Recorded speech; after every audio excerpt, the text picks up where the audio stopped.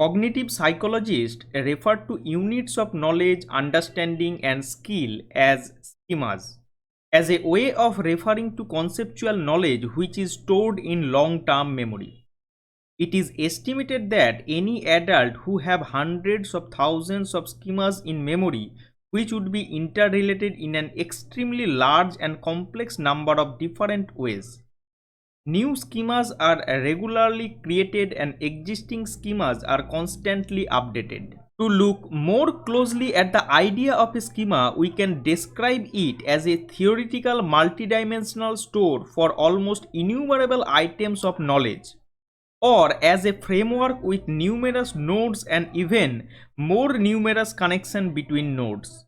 At each node, there is a discrete piece of information or an idea. The piece of information can be in any one of a range of different forms: image, sound, smell, feeling, and so on. Each node is connected to many others. The connections are made as a result of there being a meaningful link between the connected items. The links are personal, and identical items in the schemas of two different people could easily have very different links made for very different reasons, which could account for individuals having a different understanding of a topic or idea. It is the adding of items to schemas and connecting them to other items that continues constructive learning. There is no limit to the size to which a schema might grow. There is no limit to the number of connections within a schema which might be made, and there is no restriction on how schemas might link and interconnect with other schemas. The more connections there are within and between schemas, the more construction has been taken place, and the more it is considered that knowledge and understanding has been gained, and this is learning has taken place. As for example, a schema can exist to represent a physical skill or action. An example of this might be related to handwriting, the correct way to construct a letter, the way in which spaces are created between words. Now, here is my interesting attempt to represent an egg schema. Try to visualize the egg schema of a person or student which has numerous links to the other schemas interrelated in an extremely large and complex number of different ways. The schemas are personal.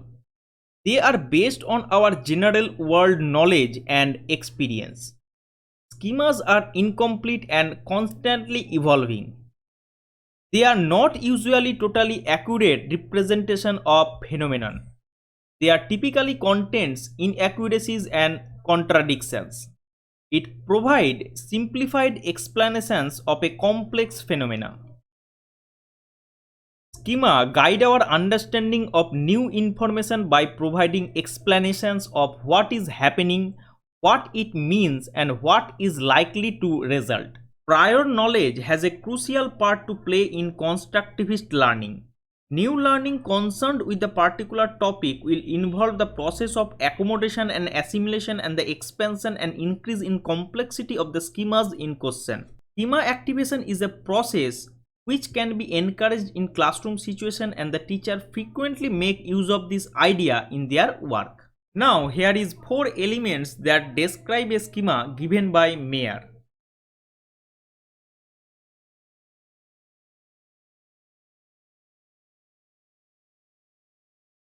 Now try this.